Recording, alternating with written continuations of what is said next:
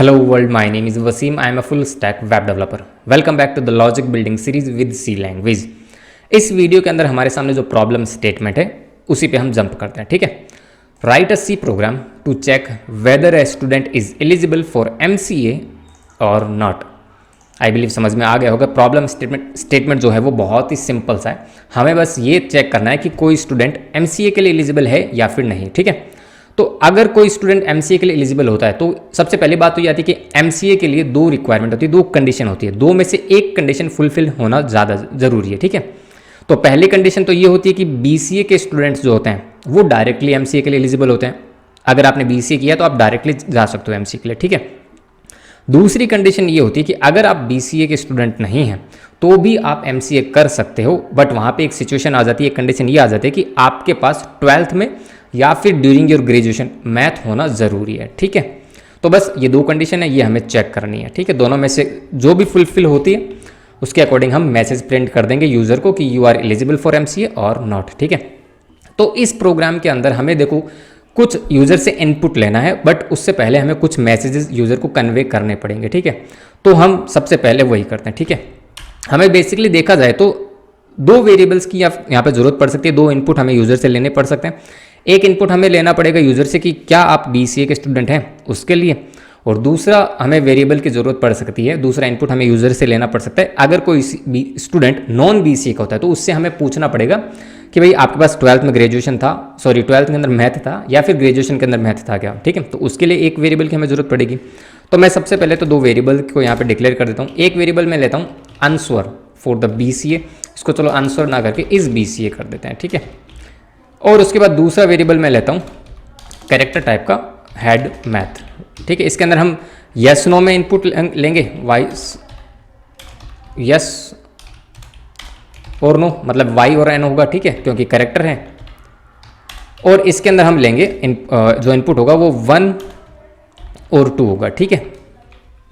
अब हम सबसे पहले दो मैसेजेस प्रिंट कर देते हैं। Print F enter 1 for BCA, simple सा मैसेज देंगे जिससे यूज़र को क्या है कि ना कन्वे हो जाए मैसेज, ठीक है। और एंटर 2 फॉर नॉन BCA, ठीक है। तो ये मैसेजेस डायरेक्ट स्क्रीन पे प्रिंट हो जाएंगे जब भी ये प्रोग्राम एग्जीक्यूट होगा। इसके बाद हम यूज़र से पूछेंगे भैया आपने BCA किया या फिर नहीं किया, ठीक है, ताकि यूज़र इजीली इनपुट दे पाए। तो हम अब मैसेज पूछेंगे print F enter your answer, that's it. इसके बाद हम स्कैन F करेंगे। स्कैन F हम इस BCA के अंदर वैल्यू ले लेंगे, %D इज BCA। अब इसके अंदर यूज़र क्या इनपुट करेगा, आइदर 1 और 2, ठीक है। तो हम चेक कर लेते हैं। इफ़ मैं यहाँ पे क्यों लगा रहा हूँ वो तो समझते हैं, ठीक है। सबसे पहले अगर मान लेते हैं यूज़र ने 1 इनपुट किया, 1 इनपुट करने का मतलब ये कि स्टूडेंट जो है वो BCA स्टूडेंट है, तो उस केस में हमें आगे जाना ही नहीं है, हम डायरेक्टली मैसेज दे सकते हैं you are eligible for MCA, ठीक है। तो अगर हमें चेक करना है तो चेक हम एक रिलेशन बिल्ड करना होगा, और रिलेशन मीन्स कंडीशन, ठीक है। तो कंडीशन हम चेक करेंगे इफ़ के अंदर, और यहाँ पे हम चेक करेंगे इस BCA इक्वल टू है क्या 1 के। अगर ये होता है तो हम सिंपल सा इस मैसेज इस ब्लॉक के अंदर आके, इफ ब्लॉक के अंदर आके एक मैसेज प्रिंट कर देते हैं, प्रिंट F गुड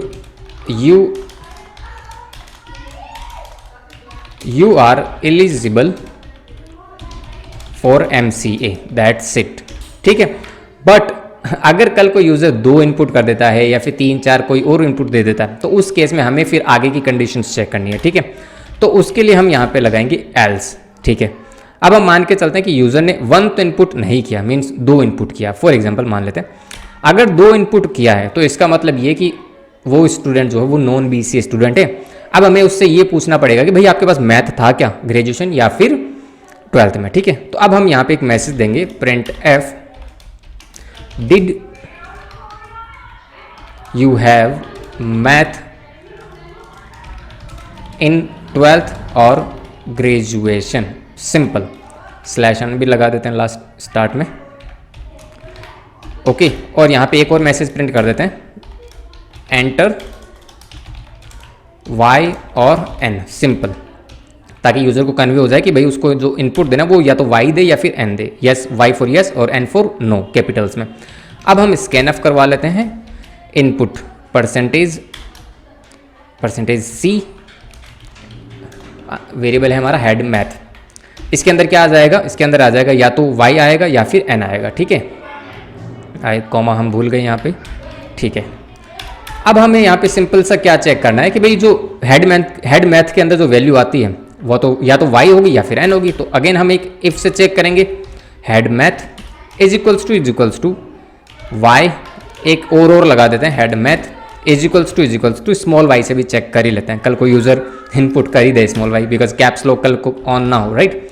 तो इस केस में हम डायरेक्टली क्या मैसेज दे सकते हैं, yes you are eligible for math, right. क्यों, बिकॉज हमारे पास हेड मैथ के अंदर क्या वैल्यू आई, y, ठीक है। अगर ये स्टेटमेंट, ये जो ब्लॉक है इफ वाली स्टेटमेंट है, फॉल्स होता है तो इसका मतलब यूजर ने n इनपुट किया है।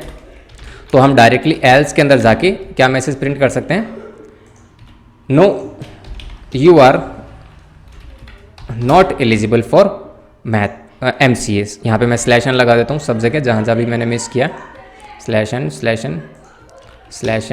स्लैश n, ठीक है। तो ये हमारा सिंपल सा प्रोग्राम बन चुका है। आई बिलीव समझ में आ गया होगा। अब हम इसको एग्जीक्यूट करते हैं। एग्जीक्यूशन के दौरान मैं आपको और एक्सप्लेन कर देता हूँ। सबसे पहले मैं आ जाता हूँ फोल्डर के अंदर, मल्टी कंडीशंस, हमारे प्रोग्राम का नाम है GCC MCA.C, इसके बाद a.out, सिंपल। तो सबसे पहले तो हमारे सामने, मैं थोड़ा सा जूम कर देता हूँ, अभी भी एक जगह मेरे ख्याल से मैं स्लैश n लगाना भूल गया। यहाँ पे हमारा स्लैश n है, यहाँ पे रह गया ना, एंटर योर आंसर, ठीक है, कोई बात नहीं। एंटर योर आंसर यहाँ पे 1 और 2 मैंने लिखा 1, enter, good, you are eligible for MCA, मतलब हमारी ये वाली कंडीशन हो गई ट्रू, तो डायरेक्टली इसी के अंदर चला गया, दैट इज़ गुड, हम एलिजिबल हैं मैथ के लिए। ओके, अगेन हम इसको एग्जीक्यूट करते हैं बिकॉज मैंने लाइन के अंदर छोटा सा चेंज किया, और a.out करते हैं, a.out। अब ये बोल रहा है enter 1 for BCA, enter 2 for non BCA। इस बार मैंने लिखा 2। अब मैंने जैसे ही 2 लिखा तो ये बोल रहा है did you have math in 12th और ग्रेजुएशन। उसके बाद पूछ रहा है एंटर बोल रहा है एंटर y और n, मतलब आप वैल्यू एंटर कीजिए या तो y या फिर n, ठीक है। बट यहाँ पे अगर आप देख रहे हैं तो ये डायरेक्टली कह रहा है no you are not eligible for MCA। अब ये ऐसा क्यों कर रहा है, बिकॉज कंपाइलर रुका ही नहीं हमसे इनपुट लेने के लिए, तो इसके लिए मुझे यहाँ पे एक स्पेस देना पड़ेगा स्कैनफ हेड मैथ के साथ, ठीक है। यहाँ पे स्पेस दूंगा तो वो कंपाइलर रुक जाएगा फॉर आर इनपुट, ठीक है। तो मुझे इसको अगेन एग्जीक्यूट करना पड़ेगा, then run, enter 1 for BCA 2 for non BCA, मैंने 2 एंटर किया, इस बार ये रुक गया, ठीक है। Did you have math in 12th और ग्रेजुएशन, अगर मैं लिखता हूँ स्मॉल y तो इसने बोल दिया good you are eligible for MCA, because हमारी ये वाली कंडीशन हो गई ट्रू, करेक्ट। इसको मैं अगेन रन करता हूँ, a.out, अगेन 2, और मैंने इस बार रख दिया कैपिटल N या स्मॉल n, कुछ भी रख सकते हैं, और इस केस में आ गया no you are not eligible for MCA। अब अगेन मैं इसको रन करता हूँ और इस बार मैं वैल्यू कुछ और रख देता हूँ, तो हमारे सामने आउटपुट क्या आया, वो अगेन किसके अंदर चला गया, इसके अंदर चला गया, इस वाले पार्ट के अंदर, राइट।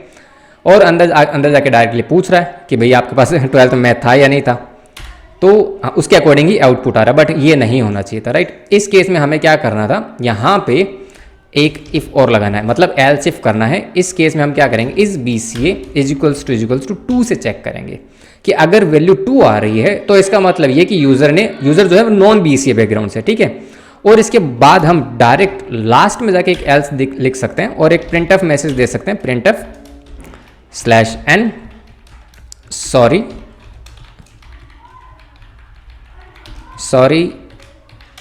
इनवैलिड चॉइस या आंसर जो भी आप बोलना चाहें, ठीक है, /n, ठीक है। अब इसको हम अगेन करते हैं रन, GCC MCA.C a.out।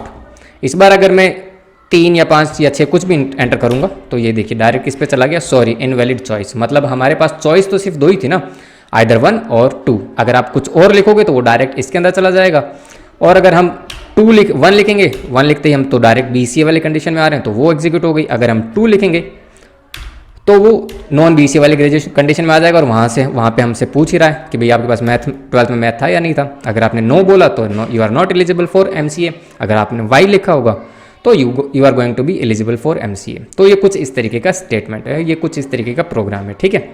आई बिलीव समझ में आ जाना चाहिए। इसको अपने हाथ से ज़रूर आजमाना, make sure, I am telling you again, जितनी ज़्यादा प्रैक्टिस करोगे उतनी ज़्यादा ही लॉजिक बिल्डिंग की स्किल बिल्ड होगी, ठीक है।